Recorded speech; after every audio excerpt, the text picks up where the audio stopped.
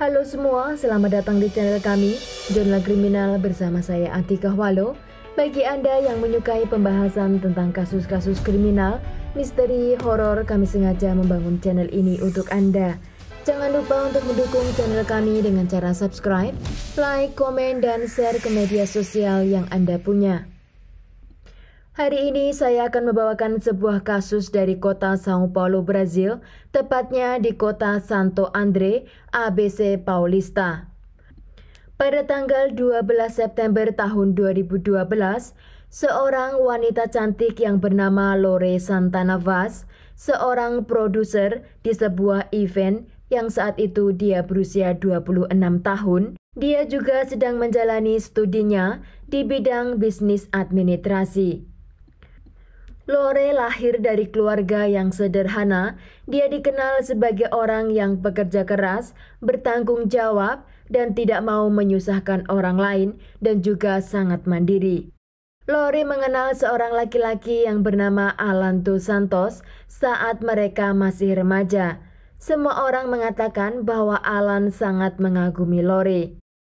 Lore yang saat itu berusia 14 tahun, lalu mereka pun mulai berpacaran. Karena selain mereka bertemu setiap hari, tempat tinggal mereka pun saling berdekatan. Tetapi tidak lama kemudian, Alan putus dengan Lore dan mereka menjalani hidupnya masing-masing. Setelah putus dari Alan, Lore mengenal seorang laki-laki lain yang akhirnya dari laki-laki tersebut, Lore dinyatakan hamil. Dan Lore melahirkan anak pertamanya di usianya yang ke-15 tahun. Menurut ibunya, dia sangat independen mengurus anaknya, walaupun ayah dari bayi itu melarikan diri setelah mengetahui bahwa Lore hamil. Lore bekerja dan juga belajar sambil membesarkan anaknya. Kehidupannya selalu tidak mudah, tetapi dia adalah pejuang untuk anak dan juga keluarganya. Setelah Lore ditinggalkan oleh ayah dari bayi tersebut, dia memutuskan untuk tidak menjalin hubungan dengan laki-laki dan dia memilih lebih fokus ke sekolahnya, bekerja dan juga mengurus anaknya. Ibu Lore yang bernama Vandeji de Santana Vaz, dia adalah seorang penjahit. Ia mengatakan bahwa Lore adalah seorang pekerja keras untuk mencukupi kebutuhan anaknya. Dan terkadang dia tidak mau dibantu oleh ibunya karena Lore tidak mau menyusahkan orang lain masalah pengurusan anaknya. Dalam catatan perhutangan di bank, Lore tidak pernah memiliki hutang di bank. Tetapi suatu hari, teman dekatnya Lore meminta tolong kepadanya dengan meminjam kartu identitasnya untuk mengambil uang di bank. Dan seringkali temannya ini tidak membayar tepat waktu. Sehingga Lore lah yang sering menanggung tagihan itu karena dia tidak suka namanya dan nomor identitasnya diangkat ke layar orang-orang yang bermasalah. Karena di Brazil, jika kita punya masalah, hutang atau apapun yang menyangkut kelakuan tidak baik atau melanggar aturan hukum, ada sebuah website dari pemerintah yang bisa diakses untuk melihat jejak nama dan nomor identitas orang. Pada tahun 2010, Alan bertemu kembali dengan Lore dan cinta lama di antara mereka pun bersemi kembali. Walaupun Lore sudah memiliki seorang anak dari laki-laki lain, Alan terlihat sangat menyayangi anak tersebut. Dan tidak lama kemudian, Alan dan Lore menikah dan merayakan pesta pernikahannya itu dengan momen yang sangat bahagia. Tetapi menurut ibunya, keputusan Lore untuk menikah dengan Alan, dia ambil secara buru-buru. Vandeji pun sempat memberi peringatan kepada anaknya untuk berpikir ulang tentang pernikahan tersebut. Tetapi karena Lore sudah merasa nyaman dengan Alan, akhirnya ibunya pun menyerahkan dan mendukung apa yang menjadi keputusan anaknya. Dan setelah Lore dan Alan menikah, keluarga ini pun diterpa banyak masalah. Setelah 6 bulan menikah, Lore lah yang mencukupi semua kebutuhan keluarga, termasuk kebutuhan Alan. Dan yang membuat Lore tambah kesal, Alan mulai bertindak agresif dengan anaknya. Dan di saat-saat sulit itu, Alan meminta Lori untuk meminjamkan nama dan juga nomor identitasnya untuk dia mencari hutangan ke bank untuk memperbaiki mobilnya di bengkel. Dengan jumlah yang dia perlukan sebesar 3.500 reais atau setara 11 juta. Lori pun pergi ke bank untuk meminjam uang sebesar 3.500 dan diberikan kepada Alan. Tetapi tidak lama setelah itu, Lori dan Alan memutuskan untuk berpisah rumah dan Alan hanya membayar tagihan itu beberapa kali saja. Masih tersisa sebesar 1.000 reais untuk dibayar. Dan Lori yang tidak mau namanya tercoreng, Lori pun menelpon Alan ketika jatuh tempo untuk membayar hutangnya. Karena jika tidak dibayar tepat waktu, maka dia juga akan membayar bunganya. Ibunya Lori sempat mengatakan kepada anaknya untuk melupakan Alan dan membayar semua hutangnya itu dari kantongnya sendiri. Namun karena waktu itu Lori tidak memiliki uang yang cukup untuk membayar semuanya dan Alan pun tidak bisa dihubungi, maka hutangnya itu pun dibiarkan dengan bunga yang terus bertambah. Hingga 2 tahun kemudian, Lori menemukan cinta barunya dengan seorang yang bernama Vinicius Teixeira. Dia adalah seorang makelar properti. Di masa kebahagiaannya Lori dengan hubungan barunya, pihak bank mencarinya untuk membayar hutang yang tersisa plus dengan bunganya. Saat itu Lori mencari Alan agar dia melunasi hutangnya. Karena dia tidak memiliki uang untuk menutupi hutang serta bunganya.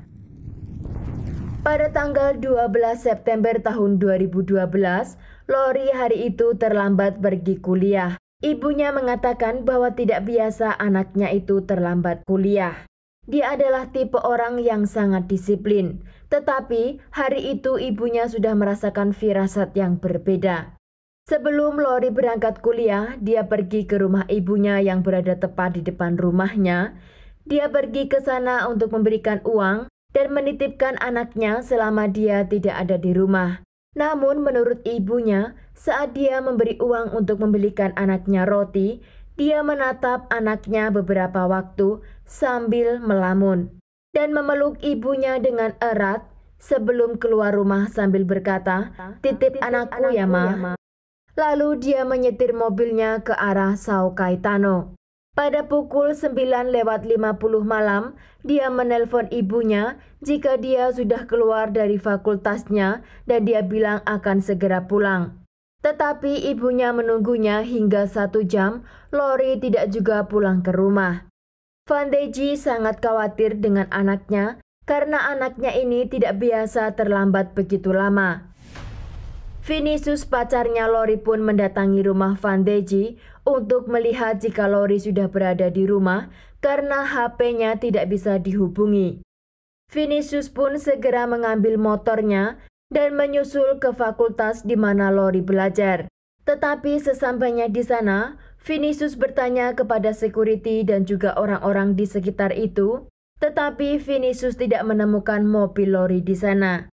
Anaknya yang menangis dan rewel karena menunggu ibunya tidak juga pulang, Vandeji membawa anak tersebut untuk tidur lebih awal. Dan ketika Vandeji menidurkan cucunya dan dia berbaring di sebelahnya, Vandeji mengatakan tidak biasanya dia tidur dengan mudah karena dia memiliki insomnia. Tetapi malam itu, dia tertidur pulas di samping cucunya. Dan ketika dia bangun jam 3 pagi, dengan suatu firasat yang tidak baik, hingga dia langsung pergi ke garasi untuk melihat jika anaknya Lori sudah pulang. Tetapi mobil Lori tidak ada di garasi. Saat itu dia berpikir bahwa Lori dalam keadaan yang tidak baik. Dan saat Vandeji membuka pintu gerbangnya, dia melihat Vinicius di depan pintu gerbang tersebut sedang menunggu Lori pulang ke rumah. Karena kekhawatiran mereka, Vinicius melanjutkan perjalanannya dengan motornya ke kantor polisi untuk melaporkan keadaan Lori. Polisi setelah menerima laporan dari Vinicius, polisi segera melakukan investigasi dan pencarian. Dan akhirnya mereka menemukan tubuh Lori pada pukul 7 pagi pada tanggal 13 September tahun 2012. Tubuh Lori ditemukan di dalam mobilnya Fiat Uno Silver, di mana mobil itu terletak 15 menit dari Fakultas Lori di Jalan Desehta.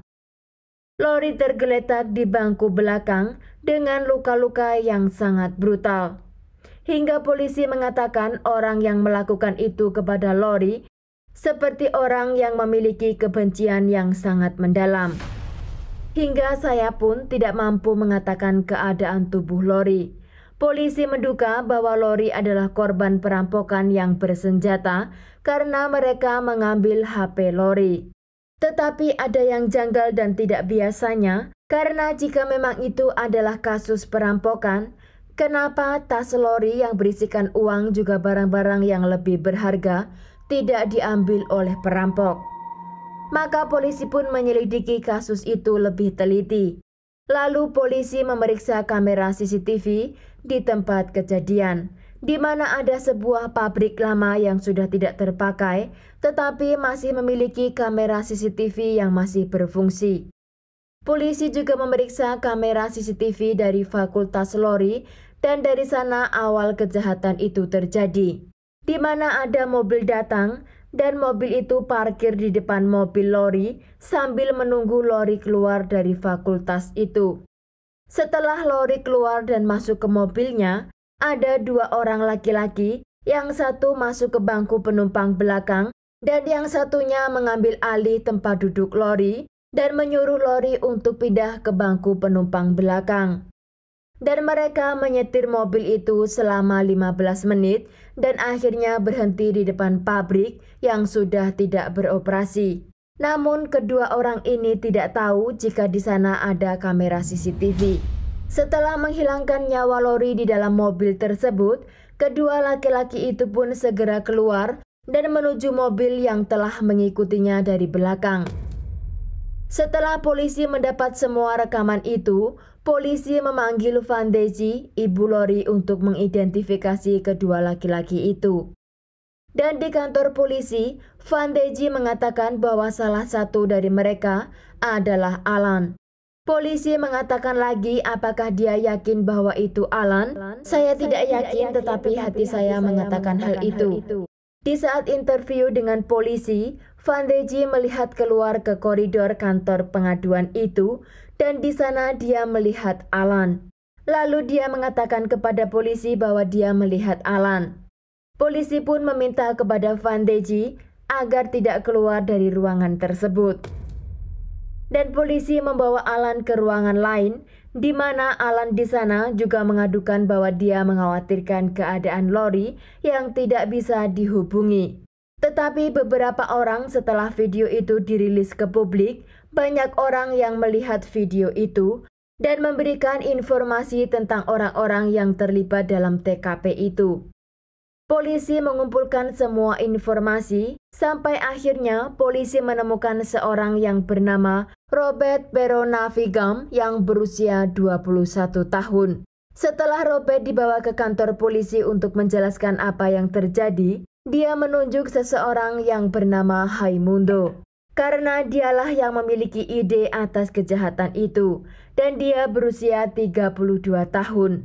Dan Alan dos Santos yang berusia 27 tahun, dia adalah orang yang menyuruh untuk melakukan kejahatan tersebut. Raimundo sebelum polisi datang menjemputnya, dia sudah melarikan diri. Karena dia melarikan diri, maka polisi membawa istri Raimundo untuk dimintai keterangan ke kantor polisi dan untuk mengkonfirmasi apakah benar orang yang ada di kamera tersebut adalah suaminya. Istri Raimundo pun mengkonfirmasi bahwa itu adalah suaminya. Dan dia pun tidak percaya jika suaminya punya nyali dan kebrutalan untuk mengakhiri hidup Lori sebegitu kejamnya. Di hari itu, Robert dan Alan langsung dipenjara. Sedang polisi masih melakukan pengejaran kepada Raimundo dan akhirnya dia tertangkap keesokan harinya di Taboão da Serra. Setelah tertangkapnya Raimundo, dia mengatakan bahwa dia hanya menyetir mobil Lori dan dibayar oleh Alan sebesar 2.500 reais. Raimundo hanya ingin membuat Lori takut dan membayar hutang Alan dari dompetnya. Namun Lori dalam mobilnya tersebut, dia berusaha untuk menelpon polisi dan mulai menjerit meminta tolong. Akhirnya Robert beradu mulut juga fisik dengan Lori, hingga Robert hilang kendali. Alan pun di ruang interogasi mengakui semuanya. Dengan sikap yang dingin dan santai, dia mengatakan bahwa dia membayar kedua suruhannya itu dengan 1.250 reais per orang. Tetapi menurut polisi, motif Alan membunuh Lori bukan hanya karena hutang. Karena jika Alan mau, uang untuk membayar dua orang tersebut bisa menutupi hutangnya di bank. Namun ada motif lain karena dia masih sayang dengan Lori, dan Lori yang sudah mendapatkan tambatan hati lain setelah dia keluar dari rumahnya, maka itulah yang memicu kejahatan tersebut. Pada tanggal 10 Maret tahun 2015, Alan dos Santos dijatuhi hukuman selama 29 tahun di rezim tertutup. Sedang Robert dan Raimundo belum diputuskan oleh pengadilan walaupun Alan sudah dijatuhi hukumannya.